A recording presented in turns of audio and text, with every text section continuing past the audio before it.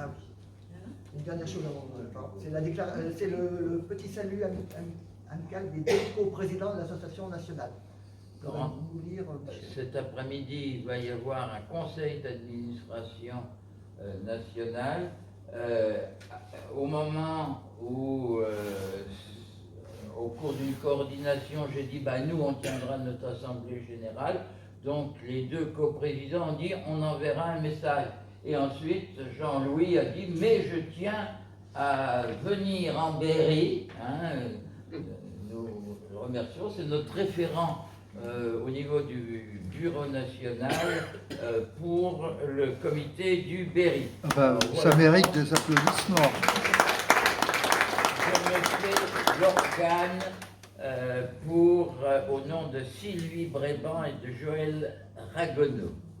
Bonjour à toutes et tous. Le 4 septembre 1870, au lendemain du désastre subi par l'armée française à Sedan, le Second Empire s'effondra, la République fut proclamée.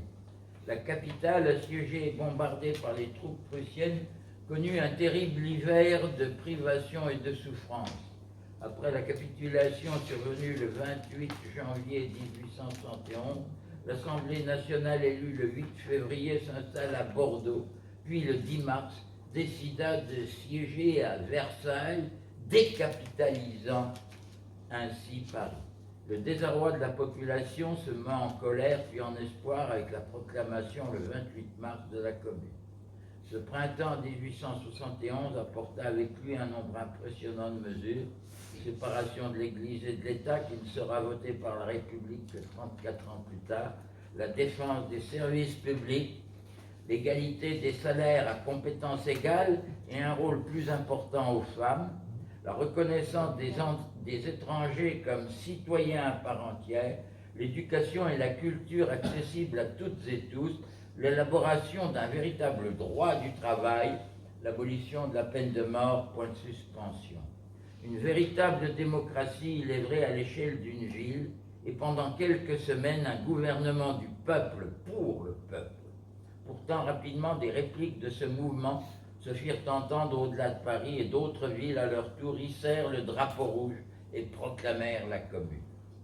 Malgré son importance réelle et symbolique, 152 ans plus tard, la Commune reste toujours un des moments les plus mal connus et un des plus calomniés de notre histoire. Un épisode passé presque immédiatement dans la légende et pourtant riche d'enseignements, avec un idéal d'une actualité brûlante dans un monde plus que jamais inégalitaire, inhumain, dominé par le pouvoir de l'argent et où les mots démocratie et justice sont pour le moins vidés de leur sens. Depuis 1992, des comités locaux affiliés à l'association nationale Les Amis et Amis de la Commune de Paris 1871 se sont mis en place dans les départements, les régions où l'association compte un nombre significatif d'adhérents. Tout en participant aux activités de l'association nationale, ils organisent leurs propres activités pour mettre en avant ce considérable événement que fut la Commune de Paris, avec les résonances qu'il trouve encore aujourd'hui dans le mouvement social et politique en France et au-delà. Nos amis et amis du Berry, leur comité, que nous tenons à saluer lors de cette assemblée générale, sont de ceux-là.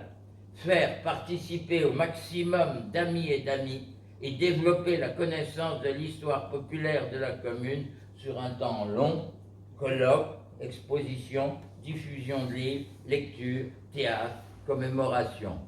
Lutter, cela veut dire s'engager. La brièveté du mouvement de la Commune, 72 jours, son sanglant écrasement, n'enlève rien aux grains qu'il a semés et qui sont éclos à divers moments et en divers lieux depuis lors.